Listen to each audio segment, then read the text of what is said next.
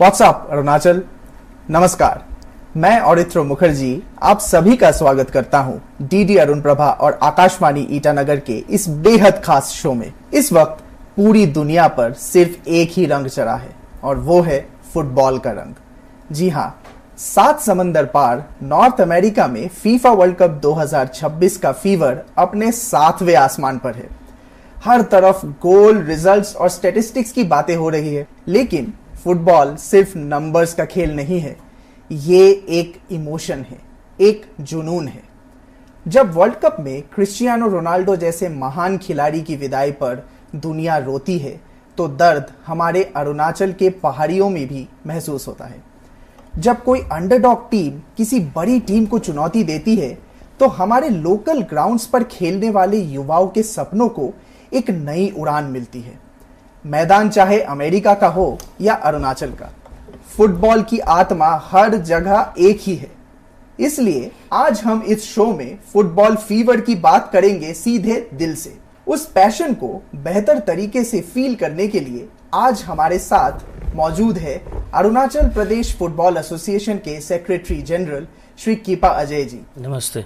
जो राज्य में ग्रासरूट लेवल पर फुटबॉल की पूरी रूपरेखा बदल रहे हैं। और हमारी दूसरी मेहमान है मिस तेची अमीन, पहली फीमेल फुटबॉलर फ्रॉम अरुणाचल जिन्होंने इंटरनेशनल लेवल पे इंडिया को रिप्रेजेंट किया। लेकिन इस दिलचस्प चर्चा की शुरुआत करने से पहले आइए जानते हैं कैसे फुटबॉल एक स्पोर्ट्स से हमारी जिंदगी का अहम हिस्सा बन गया। एक गेंद, एक ट्रॉफी, करोड़ों सपने और पूरी दुनिया की थमी हुई धड़कनें। फीफा वर्ल्ड कप 2026 का महाकुंभ इस वक्त अपने चरम पर है। ये सिर्फ एक स्पोर्ट्स टूर्नामेंट नहीं, ये जज्बातों, उम्मीदों और सपनों का सबसे बड़ा मेला है। यहाँ हर मिनट में इतिहास बनता है, हर सेकंड में तकदीर बदलती है।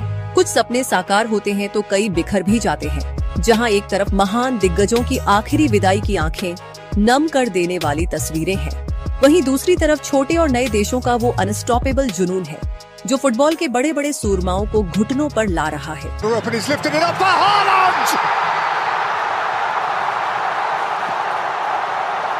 और जानते हैं सबसे खूबसूरत बात क्या है? इस जुनून की गूंज 7 समंदर पार हमारे अरुणाचल के पहाड़ों और वादियों में भी साफ सुनी जा सकती है। अमेरिका के टाइम जोन से मैच करने के लिए आधी रात को जागकर टीवी स्क्रीन से चिपके फैंस हो, या इस मानसून की बारिश में कीचड़ से सने मैदानों पर गोल दागते हमारे लोकल जांबाज, फुटबॉल का ये बुखार यहाँ भी हर दिल में दौड़ रहा है। क्योंकि मैदान चाहे न्यू जर्सी का हो या ईटानगर का, जब पैर फुटबॉल से टकराता है तो दिल की धड़कन एक ही राग गाती है। तो आइए बिना किसी देर के महसूस करते हैं फुटबॉल की इसी जादुई रूह को सीधे हमारे स्टूडियो से। जी हाँ, डिस्कशन की शुरुआत अजय सर मैं आपसे करना चाहूंगा। Thank you. ये फुटबॉल फीवर जो हम कहते हैं कि ये फुटबॉल फीवर अरुणाचल में आप कैसे डिस्क्राइब करेंगे इस वर्ल्ड कप के लिए? क्या वो पहले के मुकाबले बढ़ रहा है, घट रहा है? कैसा देख रहे हैं आप उस फुटबॉल फीवर को इस बार? सब थैंक यू मुखर्जी, आपने आज हमें यहाँ दूरदर्शन में बुलाया।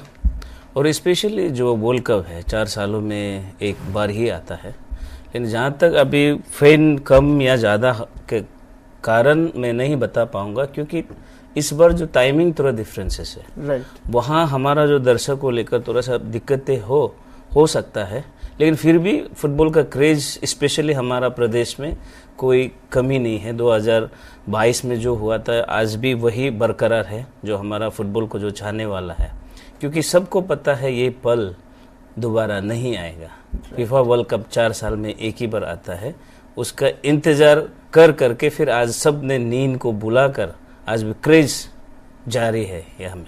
राइट। मैम आपके पास मैं आऊँगा। आपने मैम इंटरनेशनल स्टेज पे अंडर 14 इंडियन टीम को रिप्रेजेंट किया है, तो आपसे बेहतर शायद ही कोई समझ पाएगा कि एक स्पोर्ट्स पर्सन के लिए एक वर्ल्ड कप, चाहे वो किसी भी डिसिप्लिन में, वो कितना इंपॉर्टेंट है और कितना अहम मायने रखता है। तो हम जब मैम फुटबॉल फीवर की बात करते, तो जब वर्ल्ड कप आता है, हम भले ही ना खेल रहे हो, इंडिया ना खेल रहे हो या हम कभी ना रिप्रेजेंट कर पाए हो, लेकिन जब हम दूसरे देशों को, खिलाड़ियों को from a sports person perspective जब हम देखते हैं कि कोई वर्ल्ड कप चल रहा है, तो वो एक एज अ स्पोर्ट्स पर्सन वो कितना बड़ा इवेंट हमारे लिए होता है? वो तो एक लाइफ टाइम अपॉर्चुनिटी है।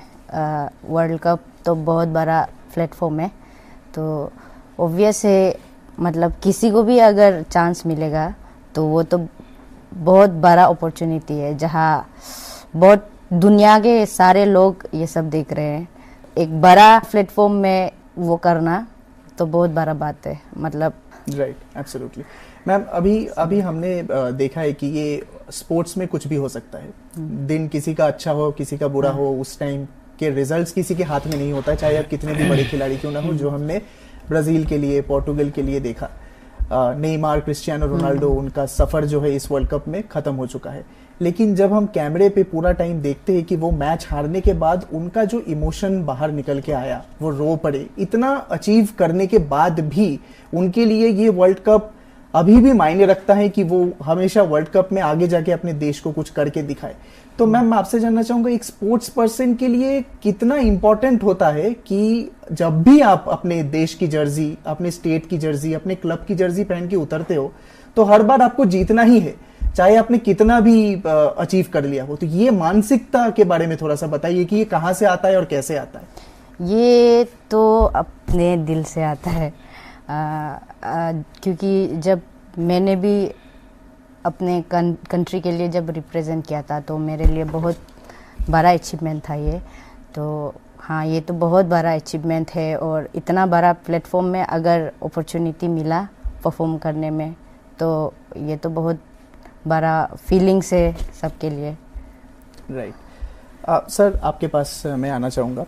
ये वर्ल्ड कप क्रेज जब हम बात करते हैं, इंडिया में आमूमन स्पोर्ट्स को लेके एक कॉमन मैं बोलूँगा क्रिटिसिज्म है कि हम सिर्फ टूर्नामेंट स्पेसिफिक फैंस हैं। जब वर्ल्ड कप आया तभी सब फुटबॉल करेंगे, जब ओलंपिक्स आया तो ओलंपिक के सारे खेलों पे हम नज़र करेंगे। तो from N administrative perspective sir, ये एडमिनिस्ट्रेटिवली हम क्या क्या कर सकते हैं जिससे ऐसा ना हो कि सिर्फ 4 साल में, जैसे आपने बताया, 4 साल में एक बार हम फुटबॉल को याद कर दें। ये फुटबॉल का क्रेज बरकरार रखने के लिए हमें क्या क्या सर करना चाहिए, करना होगा? इसमें मैं आपको थोड़ा सा सहमत नहीं हूँ, क्योंकि मैं ऑल इंडिया फुटबॉल फेडरेशन में भी हूँ कोष अध्यक्ष में। क्योंकि ये वर्ल्ड कप बोल के नहीं है, और फुटबॉल इंडिया में भी कंटिन्यूटी है। तो फुटबॉल जो है खेलने वाला गेम है, क्रिकेट जो है देखने वाला गेम है। This the difference between cricket and the football. क्योंकि फुटबॉल जिस हिसाब से अभी हमारा जो फेडरेशन से जो काम कर रहा है, आपने भी काफ़ी देखा होगा, हम लोग भले ही सिर्फ वर्ल्ड कप को नहीं रुकता है, लेकिन हम लोग जितना कंट्री को फुटबॉल को आगे ले जा सकता है हम लोग इसमें प्रतिबद्ध है। और आगे भी हम लोग फुटबॉल को लेकर, और फुटबॉल का ब्यूटी इज दैट कि फुटबॉल, आपको पता है, फुटबॉल लोगों को जोड़ने का काम करता है, और वहाँ भेदभाव नहीं होता है। क्योंकि आपके पास एक बॉल है, चाहे आप किसी भी प्रकार का हो, किसी भी वर्ग का हो, आपको एक ही ग्राउंड में एक ही साथ वही बॉल को खेलना है। This is the beauty of football. Right, amazing. तो इसी प्रकार से आई थिंक हमारा जो ऑल इंडिया फुटबॉल फेडरेशन और हमारा जितने भी स्टेक होल्डर्स है, जैसे हमारा एसोसिएशन है हमारे सारा इंडिया में, भारतवर्ष में, वो अपने हिसाब से कार्य कर रहा है। और हमें भी उम्मीद है एक ना एक दिन भारत भी वर्ल्ड कप में खेलेंगे। ये उम्मीद को तो मैं कभी छोड़ नहीं सकता, कोशिश करने वालों का कभी हार नहीं होता है। तो हम लोग जब तक है फुटबॉल एडमिनिस्ट्रेटिव में है, हम लोग तब तक कोशिश करेंगे कि हमारा भी लोग वहाँ खेले। क्योंकि वर्ल्ड कप ऐसा एक टूर्नामेंट है, ऐसा एक प्लेटफॉर्म है, वहाँ से आपका तकदीर बदल जाता है। क्योंकि वहाँ से आपको क्लब लेना चालू होता है, क्योंकि वहाँ बहुत सा चीज़ आपका लाइफ टोटली चेंज करने में वो वर्ल्ड कप प्लेटफॉर्म जो है वो होता है। और उसमें सबसे अच्छा चीज़ क्या है कि स्पेशली जो प्लेयर प्रोस्पेक्ट से मैं बोल रहा हूँ, जैसे आप as a player, football player, आप खुद खेलते हैं, और जिस गेम को आप सबसे ज़्यादा प्यार करते हैं उसी गेम से आप कमाई का जरिया कर रहा है, और आपका लाइफ स्टाइल को वो बदल रहा है। उससे तो और खुशी तो कहीं भी नहीं हो सकता है, ये तक मेरा मानना है। आई थिंक हम लोग वर्ल्ड कप को सिर्फ नहीं रुकता है, दैट्स सो इज गोन।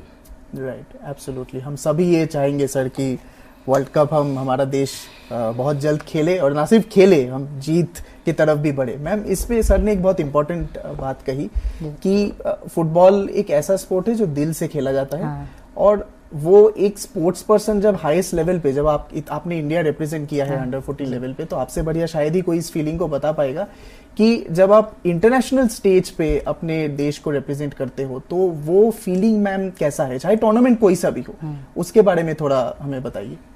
वो फीलिंग्स तो बहुत बड़ा है। मतलब जब वहाँ हम परफॉर्म करने जाते हैं तो जब नेशनल एंथम बजता है तब बहुत सुकून मिलता है और टीयरी आइस हो जाता है अंदर से ही खुद ही। और एक अपना कंट्री के लिए रिप्रेजेंट करना तो बहुत प्राउड मोमेंट है। मतलब इतना सारा पॉपुलेशन से अगर हमें किसी या फिर किसी को भी अपना कंट्री के लिए अगर चांस मिले तो वो तो बहुत बड़ा फीलिंग्स है, बहुत बड़ा अचीवमेंट है। एब्सोल्युटली मैम, इस वर्ल्ड कप में हम देखते हैं, हर वर्ल्ड कप में, सिर्फ इस वर्ल्ड कप की बात नहीं है, कि some of the biggest stars of the game they play, कि जिसको हम मतलब एक झलक पाने के लिए हम मतलब कुछ भी कुर्बान करने को तैयार हो जाते हैं, ऐसे स्टार्स हमें देखने को मिलते। तो मैम जैसे वर्ल्ड कप जैसे स्टेज में जब आज आप एक कोच भी है अभी, तो आप अपने बहुत यंगस्टर्स के साथ अपना टाइम स्पेंड करती है, तो उनमें मैम आप क्या इफेक्ट देखती है जब एक वर्ल्ड कप जैसा टूर्नामेंट चलता है, जब अपने स्टार्स को वो इतने बड़े स्टेज पे सब कुछ अपना साकार करते हुए देखते हैं, उनका स्किल्स, उनका इमोशन सब कुछ देखते हैं, तो उनका इफेक्ट यंगस्टर्स में, जो यंग फुटबॉलर्स हैं हमारे अरुणाचल में, उसका क्या इफेक्ट आपको देखने को मिलता है? हाँ, अभी तो जैसे रोनाल्डो, मेसी हो गया, बहुत बड़े बड़े स्टार्स है, लेजेंड्स है, गोट जो बोलते हैं दोनों, प्लस नेमार, एम्बाप्पे, हालांड, और फिर अभी ये जो न्यू जनरेशन है, लेमिन यमाल, इन लोगों को बहुत फॉलो करते हैं अभी के जो जनरेशन नए बच्चे आ रहे हैं, यूथ्स। लेमिन यमाल के फैन बहुत से अभी तो ऑब्वियस है, ये जो रोनाल्डो और मेसी है उनके तो चर्चे बहुत बड़े हैं। तो अभी जो धीरे धीरे जो आ रहे हैं अभी यंगस्टर, वो सब उनके ही फैन बहुत ज़्यादा है अभी। लेमिन यमाल, एम्बाप्पे, ये सब हो गए हैं ना, उनके ही ज़्यादा है। सर मैं आपके पास एक इम्पोर्टेंट सवाल लेके आना चाहूँगा कि जब ये क्रेज़ आता है, वर्ल्ड कप क्रेज़ को हम एज अरुणाचल फुटबॉल एसोसिएशन या फिर AIFF इसको कैप्चर करके इंफ्रास्ट्रक्चर वाइज ग्रोथ कैसे ला सकते, ताकि ये पॉजिटिव क्रेज़ फैन पर्सपेक्टिव से भी जारी रहे और नए स्पोर्ट्स पर्सन को भी आगे जाके खेलने का मौका और मिले? ये आपने एक बहुत ही एक अच्छा सवाल पूछा है। तो इसका बारे में जो आपका इंफ्रास्ट्रक्चर को लेकर, तो इंफ्रास्ट्रक्चर को लेकर this is the policy of government. मैं उसमें कुछ ज़्यादा कुछ नहीं कहूँगा, बट एज ए मैं एक्सपीरियंस में कहीं लगे कि इनपुट मेरा तरफ से मैं दे सकता हूँ, क्योंकि ये गवर्नमेंट पॉलिसी बनता है कि इंफ्रास्ट्रक्चर कैसे बनाना, क्या बनाना, that's government will be decide. ये बात को रखते हुए, जैसे लास्ट टाइम मैंने भी कहीं प्लेटफॉर्म में, आप जिस हिसाब से आज हमें इनवाइट किया, तो मैं लास्ट टाइम एक दिल्ली में भी एक कार्यक्रम में था, तो उसमें भी ये मैंने चर्चाएं की। इंफ्रास्ट्रक्चर से आपका मेंटली साइकोलॉजी बहुत बूस्ट मिलता है। जैसे अभी हमारा भारतवर्ष में काफ़ी स्टेडियम्स है, हमारा भारत सरकार ने, स्टेट गवर्नमेंट ने, सब ने इंफ्रास्ट्रक्चर बनाया है, लेकिन अभी तक जो फीफा का जो स्टैंडर्ड लेवल है वो थोड़ा सा कहीं ना कहीं कामयाब दिख रहा है। और स्पेशली अभी रिसेंटली मेघालय गवर्नमेंट 2027 तक एक FIFA stadium particularly for football exclusively, तो गवर्नमेंट ने वो तय किया है। आई थिंक वो आएगा तो बहुत ही अच्छा होगा। और दूसरा जो है, हमारा सरकार, जो हमारा पेमा खांडू जी के सरकार ने, CM साहब ने भी एक अनाउंस किया हुआ कि पर्टिकुलरली फुटबॉल स्टेडियम बनेगा। तो इसी प्रकार अगर ये 2 स्टेडियम्स बन जाता है, ये हमारा रीजन के लिए और हमारा भारतवर्ष के लिए एक ये रोल मॉडल बनने जा रहा है, और असम में भी बन रहा है। तो ये नॉर्थ ईस्ट में ज़्यादातर स्टेडियम जो स्टैंडर्ड जो फीफा का स्टेडियम को थोड़ा सा सरकार का तरफ से, गवर्नमेंट ऑफ इंडिया और स्टेट गवर्नमेंट का तरफ से इसको फोकस किया जा रहा है। और this is good news for people of the region and people of the India. तो मैं इसका बारे में इंफ्रास्ट्रक्चर, जैसे हम लोगों ने काफ़ी चर्चाएं की, मैंने लास्ट टाइम भी दोहा गया 2022 वर्ल्ड कप, जहाँ लुसेल स्टेडियम जब फाइनल हुआ, तो उनका जो एडमिनिस्ट्रेशन ने हमको पर्टिकुलरली वो स्टेडियम का सारा कॉर्नर को दिखाया, how to build stadium world class का किस प्रकार का होना है। तो वहाँ से भी हमको सीखने को मिला फिर सऊदी अरब में भी देखने को मिला, तो इसी प्रकार का फिर पेरिस में देखने को मिला। तो इसी प्रकार से हम लोगों ने काफ़ी, मैंने भी देखा हुआ है। तो इसलिए कल को लगे कि अरुणाचल में भी स्टेडियम बन रहा है, तो हमारा जो डिपार्टमेंट है, गवर्नमेंट है, अगर उनको लगे कि हमारा इनपुट का दरकार या इनपुट का जरूरी है, then I will definitely ready for the government. मैं साथ देने के लिए रेडी हूँ, because this is the future का है। क्योंकि जैसे इंफ्रास्ट्रक्चर बनेगा, बहुत सी चीज़ बदलेगा। तो इसी का बात में रखते हुए आपको पता हो, फुटबॉल इज टोटली बिजनेस, ये आपको समझना पड़ेगा। जैसे कुछ दौर पहले आपको भी पता होगा, स्पेशली यूपिया, मैं इसका जिक्र करना चाहता हूँ। ये मेरा रेल प्रैक्टिकल जो है इंफ्रास्ट्रक्चर को लेकर है, मैं आज आपके साथ उसको मैं शेयर करना चाहता हूँ और कहना चाहता हूँ। This is the very important point. जब यूपिया स्टेडियम नहीं बना, ग्राउंड जो नहीं बना, तब वहाँ कोई लोग नहीं था, वहाँ बिजनेस से नहीं था, या वहाँ बिजनेस कम था। और जिस प्रकार से अरुणाचल सरकार ने वो यूपीया स्टेडियम जो ग्राउंड को बनाया, बनाने के बाद हमने पहल शुरू किया कि संतोष ट्रॉफी आफ्टर 88 ईयर्स में अरुणाचल प्रदेश में पहुंचा है। ये हमारा दर्शक भी जानना बहुत जरूरी है। उसके बाद यूपीया का जो इकोसिस्टम चेंज हुआ इकोनॉमी के लिए, वहाँ का रेस्टोरेंट आने लगा, मार्केट वहाँ का बढ़ने लगा, वहाँ का लोग एक हर टूर्नामेंट में कमाई का जरिया बनाने लगा। और स्पेशली आज मैं एक चीज़ भी जिक्र करना चाहता हूँ, मैंने काफ़ी फेसबुक में या रील्स में हमने देखा है, वह हमारा एक माँ है। जब संतोष ट्रॉफी आया, बहुत लोग बोला हमको वहाँ खाने पीने का दुकान खोलने दीजिए, ताकि इससे हम 1-2 रुपया कमाकर हमारा बच्चा को हम पढ़ा सके, लिखा सके। तो इसी प्रकार से वहाँ क्या हुआ, लास्ट में वो माएँ जो है, उन्होंने लास्ट में सोशल मीडिया में इंटरव्यू दिया कि because of football, because of Santosh trophy, हमने 3 बच्चा का हॉस्टल एडमिशन उस टूर्नामेंट का जरिए से कमा के हमने उनको एडमिशन दिलाया। This the beauty of football. Correct. तो इसी प्रकार का आता है, जब इंफ्रास्ट्रक्चर आता है तो definitely that's business ecosystem should be changed. Right. This is the beauty of football. Right, it's a total ecosystem. या दिस इज इकोसिस्टम। स्पोर्ट्स में एक देश का कल्चर, देश की economy, everything is dependent when a big sport like football में। Exactly. बड़ा अच्छा पॉइंट सर आपने रेज किया है।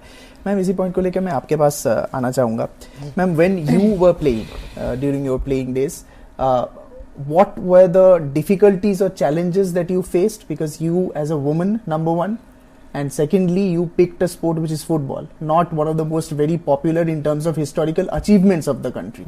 तो ये क्या क्या difficulties आपने face किया when you started playing, and secondly अभी now you have turned into a coach, तो अभी यंग बच्चों में आप वो चेंजेस क्या देख रही हो? क्या समाज सुधर रहा है? क्या और ज्यादा स्पोर्ट में पेरेंट्स एंथुसियाज्म ला रहे? ये चेंजेस क्या है और डिफिकल्टीज क्या थे मैम? फर्स्ट ऑफ ऑल तो पहले जब मैं खेलती थी तब तो मतलब मेरा पर्सनली जो पेरेंट्स तो सपोर्ट करते थे, पर हमारे जब ज़माने में पेरेंट्स कभी सपोर्ट नहीं करते थे हमें। स्कूल्स पे ज़्यादा बिजी रखते थे हमें, तो खेल धूल पे इतना वो नहीं करता था। तो उसके बाद अभी जो नया जनरेशन है उसमें भी हम देखते हैं, मैं खुद एक कोच हूँ और एक एकेडमी चलाती हूँ, तो वहाँ पर तो पेरेंट्स खुद ही बच्चों को पहुँचाने आते हैं और तब तक रुकते हैं जब तक बच्चे का मतलब ख़त्म नहीं हो जाता है सेशन, तब तक वेट करते हैं। पर हमारे टाइम पर ऐसा कुछ नहीं होता था, हम खुद ही जाते थे, खुद ही खेल के खुद ही वापस आते थे। वही So this is the positive change. अभी तो बहुत चेंजेस आता है, क्योंकि अच्छा लगता है हमें भी देखने में, क्योंकि पेरेंट्स आजकल बहुत सपोर्ट करते हैं फुटबॉल के लिए या फिर कोई भी स्पोर्ट्स बोल के ना, बहुत सपोर्ट करते हैं और वो लोग खुद ही इंडल्ज करते हैं बच्चों को स्पोर्ट्स पे, पढ़ाई के साथ साथ स्पोर्ट्स ले जाने में।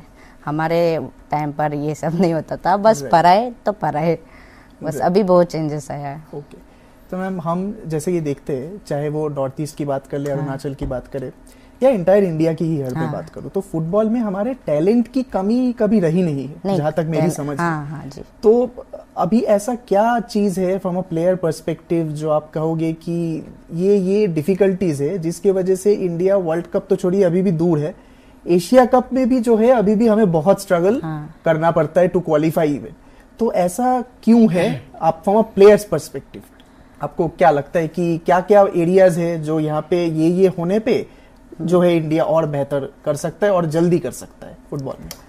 अगर गवर्नमेंट हमें और ज़्यादा सपोर्ट करे, जो कोच या फिर जो प्लेयर्स होते हैं उनके बारे ज़्यादा सोचे, मतलब नॉट फिजिकली बट इमोशनली भी उन्हें क्या सपोर्ट चाहिए, अगर वो सपोर्ट करे फाइनेंशियली, अगर और ज़्यादा गवर्नमेंट ज़्यादा सपोर्ट करे तो ज़रूर आगे बढ़ सकते हैं। राइट सर, यहाँ पे एक इम्पॉर्टेंट पॉइंट आपने बोला था that football is not just a sport, it's also an ecosystem, it's business. तो सर ये मैम ने भी जो चीज बोला कि इंफ्रास्ट्रक्चर, बिजनेस, ये सब ही एक दूसरे से रिलेटेड है, कोरिलेटेड। Exactly. तो जब मॉनेटरी इन्वॉल्वमेंट आएंगे, ज्यादा स्पॉन्सर्स आएंगे, तब इन्वेस्टमेंट बढ़ेगा, आप इंफ्रास्ट्रक्चर में उसको यूज कर सकते हैं, उसको ज्यादा अच्छे तरीके से मार्केट भी कर सकते हैं स्पोर्ट में। तो sir as an administrator, what challenges do you face when you go to the sponsors and pitch for a particular tournament? कि sponsors readily आते हैं, उनका involvement कैसा रहता है, क्या सवाल आपको फेस करना पड़ता है?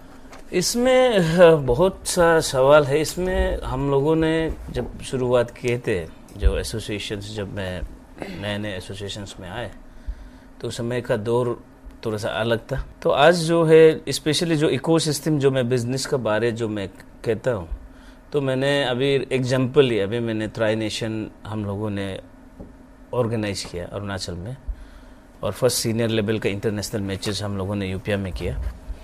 तो उसमें हमने कोशिश किया स्पॉन्सर्स आगे आए, हमारा फुटबॉल को सपोर्ट करें। दुनिया को पता है कि आज का मार्केट जो है, जो दिखता है वो बिकता है। तो ये स्लोगन हमने शुरू किया। तो मैंने काफ़ी लोगों के पास किया है कि आप स्पॉन्सर कीजिए, आपका उसको ब्रांड को हम लोग पब्लिसिटी करेंगे इंटरनेशनली, नेशनली। तो काफ़ी लोगों ने सपोर्ट ही पाया। तो सपोर्ट आने का वजह से ट्राई नेशन भी कुछ हद तक हम लोगों ने सक्सेसफुली हम लोग ने ऑर्गेनाइज किया। और स्पेशली वहाँ बिजनेस तो आया है, लेकिन यहाँ का जो लोकली जो अनएम्प्लॉयमेंट है उनको बहुत बढ़ावा मिला। जैसे एक चैंपियनशिप में आप पकड़ लीजिए, कम से कम हम 200 लोग यूथ इन्वॉल्वमेंट है। तो वो 10-11 दिन में हमारा जो यूथ है उनको कुछ ना कुछ मिलता है। तो इनको व्यस्त रखने का सबसे अच्छा प्रोग्राम जो है दस फुटबॉल है। तो इसी कारण तब क्या, तो वो बिजी रहने से यूथ जो है गलत सोचना बंद कर देता है, ताकि यूथ जो है फिर उसमें सीरियसली काम करने लग जाता है। तो स्पेशली उनके लिए भी एक, आपको पता है, उनके लिए भी एक इंसेंटिव मिलता है और उसके लिए एक हिस्ट्री बन जाता है। कुछ सालों बाद, अब तो अभी जवान है, कुछ सालों बाद जो हमने स्थिति में जो काम किया, वॉलंटियर्स किया, जो ऑर्गेनाइजिंग कमेटी में रहा, तो कुछ सालों बाद वो भी कभी दिन उम्र पहुंच जाएगा 60-70। उस समय एटलीस्ट उनके पास ये कहानी रहेगा कि हम लोगों ने फर्स्ट इंटरनेशनल में काम किया था। That's the beauty of football. तो ये हर समय कुछ ना कुछ आप छोड़ने का फुटबॉल काम करता है, और फुटबॉल हमेशा काम धीरे धीरे करके, थोड़ा करके जो है फुटबॉल को आगे बढ़ाएंगे। तो जो है डिस्कशन तो चलता ही रहेगा, लेकिन डिस्कशन को थोड़ा एक नया ट्विस्ट देने के लिए जो है मैं अपने गेस्ट के साथ एक नया सेगमेंट जो है अभी हम करने वाले हैं। तो इस सेगमेंट का जो है नाम हमने रखा है VAR, ठीक है, जो विजुअल असिस्टेंस रेफरी उसके ऊपर है।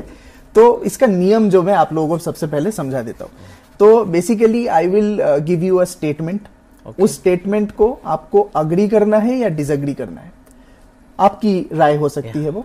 और वो डिसएग्री अग्री आप डायरेक्टली नहीं बोलेंगे। If you disagree you will say it's offside, if you agree you will say it's a goal, ठीक है। तो ऑफसाइड होने पे गोल नहीं होता है, that means you disagree, and if you agree to the statement you will say that it's a गोल।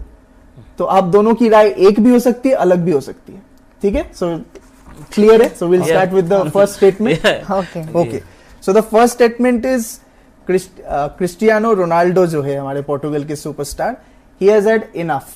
अब जो है उनको रिटायरमेंट ले लेना चाहिए। ऑफसाइड और गोल? गोल। You agree to it, that means, sir? Yeah. Goal. Yeah. So both of our guests today agree that Cristiano Ronaldo has had enough. Now he should respectfully retire from football. Okay. Next statement, moving on to it. कि 2026 world cup में Argentina जो है एक heavyweight team है, defending champions है, लेकिन उनको जो है ड्रॉ बहुत आसान मिल गया है। They are kind of lucky. Offside और goal, putting you in a spot है। बहुत सारे अर्जेंटीना फैंस देख रहे हैं। ये थोड़ा टफ है। This tough but I think it's very tough question. नहीं बताना तो पड़ेगा sir. बहुत टफ क्वेश्चन है ये. I think that should be exactly जो आपका सवाल है. तो इसमें अर्जेंटीना का जो आप कह रहे हैं, तो एग्जैक्टली आप किस हिसाब से बोल रहे हैं? That Argentina have got an easy draw. Easy draw means group stage easy था, उसके बाद round of 16 थोड़ा easy मिल गया, quarter final easy मिल गया. इसमें तो easy तो नहीं है. हाँ तो वही तो you disagree sir. Yeah, disagree. That means offside. Yeah. You are also saying offside. ये आप अर्जेंटीना फैंस के नजरिए से बोल रहे हो या football? No. As a football fan. Okay, चलो we'll take that. We'll move to the third question. Okay. अभी this is the first World Cup that it is playing with 48 teams. सबसे ज्यादा टीम्स खेल रहे हैं. तो ये होने से टूर्नामेंट का क्वालिटी बढ़ा है. यू ऑफसाइड और गोल? गोल. So you say that more teams, more quality. Yeah. Okay, चलिए, wonderful. We'll take that. Statement 4. ये थोड़ा सा इंडियन फुटबॉल के पर्सपेक्टिव से. Okay. As long as Indian football is being coached by a foreigner, हम कभी आगे ज्यादा नहीं बढ़ सकते. If an Indian coaches, then he will understand the emotion and difficulties more. Offside or goal? I think this is very tough question. तभी तो रखा है sir. I think so. This is very tough question because हमने foreigner coach भी देखा है. Yes. और हमारा इंडियंस कोच भी देखा है. इसमें दो प्रकार का डिफरेंस. नहीं इसमें सर ये ऑफसाइड और goal. No explanation. I think goal. Okay. Indian coaches के लिए ma'am offside. Okay. So you can say कि कोच कोई भी हो सकता है और फॉरेनर हो जो कोच अच्छा होना चाहिए. Right. Okay. Wonderful. Okay. Last question in this ये that current generation of youngsters football में मेसी एंड रोनाल्डो से भी बेहतर प्लेयर इस वर्ल्ड कप में खेल रहे हैं. ऑफसाइड या goal? Goal. That means you agree? Sir Messi Ronaldo से भी बेहतर प्लेयर इस वर्ल्ड कप में खेल रहे हैं. Offside. You still feel that Messi Ronaldo का standard is something different? Okay, wonderful. So quickly we'll move on to the next segment of the program, which is called the crystal ball. अब ये crystal ball क्या है आप दोनों को भी समझा देते. क्रिस्टल बॉल में हम क्या हैं, भविष्य को देख पाते. तो नाउ आप दोनों को जो है फॉर्च्यून टेलर्स बनना है हमारे लिए. You will have to predict certain questions I'll ask. Looking at the crystal ball हमारे पास तो यहाँ पे नहीं है, बस अपने मन से आप सोच के, मन की आंखों से सोच के आप बताइए आपके प्रेडिक्शंस क्या होंगे. Individually I last. The first question is sir, अभी 8 टीम्स रिमेनिंग, क्वार्टर फाइनल्स बाकी है, then semis, then final. Who will win the world cup? And no diplomatic answers. Argentina. Okay, straightforward. Argentina. Okay, sir has gone for Argentina. Ma'am, I have two you have countries. two. Okay. Okay. It's Norway and France. Norway. Yeah. Okay, that is an interesting pick. Norway is a good and team. France. Okay, is it because of Haaland? Yeah. Okay. He is a goal machine. Oh, wonderful. Okay, next question. Okay. Goal machine की बात की है, तो इस world cup में सबसे ज्यादा गोल कौन सा प्लेयर करने वाला है? Messi. You are an Argentina fan, sir. ये समझ में आ रहा है मुझे. No, I am not an Argentina fan, but I like Messi. Wonderful. Okay, Messi. Ma'am, For me, it's Haaland. You're Haaland. Yeah. Okay, so Haaland and Messi. I think best चीज होगा इस दुनिया में अगर नॉर्वे वर्सेस अर्जेंटीना का final हो जाए. We'll have a great tussle then. Okay, question number 3. इस टूर्नामेंट में गोल भले ही किसी के हो, तो प्लेयर ऑफ द टूर्नामेंट जिसको गोल्डन बॉल मिलता है वो कौन होने वाला है? I think golden boots. कौन होने वाला है player of the tournament? I think Messi. Yeah. एकदम जो है sir is not diverging at all from Argentina. Messi. Okay ma'am, आपका pick? For me, it's three. Okay, three. It's Mbappe, Haaland and Messi. Okay. Three option. Okay. इस तीन में से अगर एक आप दिल से, आई थिंक इट एक अभी तो सबसे हाईएस्ट मेसी है, पर हालांड जरूर और स्कोर करेगा. Okay. फ्यूचर और आगे मैच में. Okay. Final question of this segment. Yeah. If you have to pick one dark horse, जो है ना, जो अंडरडॉग जिसको टीम बोलते हैं, जो और भी ज्यादा अपसेट कर सकती है, वो कौन है अभी भी इस वर्ल्ड कप में जो जिंदा है? Morocco. Okay, Morocco. Straightforward. Morocco. हाँ. लास्ट वर्ल्ड कप में हमने मोरक्को को सेमीफाइनल देखा, तो इस बार जो है यू टू आर अग्रीइंग कि मोरक्को के चांसेस है. Wonderful. So such honest and wonderful guess. Okay, the last segment before we wrap up this show, it is called जादू की छड़ी या मैजिक वॉन्ड. तो मैजिक वॉन्ड का रूल साफ है, अगर आपके पास एक जादू की छड़ी या मैजिक वॉन्ड दे दिया जाए, तो what would you like to do with it? तो एक सवाल मैं पूछूंगा, उसका अगर ये सोचिए कि आपको एक जादू मैजिक दिया गया है and you can have that. First question is, अगर इस 2026 वर्ल्ड कप का एक पॉजिटिव इंफ्रास्ट्रक्चरल चीज इंडिया में अभी हो सकता है तो वो क्या है? एक चीज, ओनली वन। इतना सोच नहीं सकते। One thing. That's tough question. Ma'am आप वो तो टफ है। एक चीज ऐसे, चाहे वो ground, stadium, stadium. Okay, I think probably infrastructure. I agree. Infrastructure. Okay. Infrastructure and Right. ground. Last question. If there is one player from 2026 Football World Cup, whom would you like to play for India? One player from each of you. Sir का तो शायद सबको पता है. No. No? I think this question, then I go for the Lamine Yamal. Yeah. You go for Lamine Yamal Yeah. because he is the young superstar. Yeah. तो आगे जाके बहुत से. हाँ, Ma'am, for you? आगे के लिए अगर सोचे तो लेमिन तो Lamine Yamal, Spain's Lamine Yamal. हाँ, और Wonderful. अलग अगर एमबाप्पे मेरे लिए। Wonderful, thank you so much. Yes, तो आप दोनों का जो है बहुत बहुत शुक्रिया है हमारे साथ इस Thank you. शो में मौजूद रहने के, अपनी महत्वपूर्ण जानकारी देने के लिए। तो आज की इस बेहद खूबसूरत चर्चा से एक बात तो बिल्कुल साफ हो गई है, फुटबॉल से हमारा ये रिश्ता सिर्फ इस वर्ल्ड कप तक ही सीमित नहीं है, हमारा रिश्ता इस खेल से हमेशा रहेगा बिल्कुल दिल से। फीफा वर्ल्ड कप के इस खुमार के बीच आज के हमारे इस खास शो में बस इतना ही। मैच देखते रहिए, अपनी फेवरेट टीम को चीयर करते रहिए और याद रखिए, हर हफ्ते कोई पूछे ना पूछे, डीडी अरुण प्रभा और आकाशवाणी ईटानगर जरूर पूछेगा। व्हाट्सअप अरुणाचल। तब तक के लिए खुश रहिए, खुश रखिए।